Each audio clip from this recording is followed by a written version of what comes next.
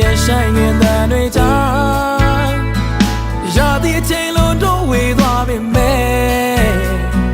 တောင်ပေါ်မြေရဲ့သစ္စာရှိပါတယ်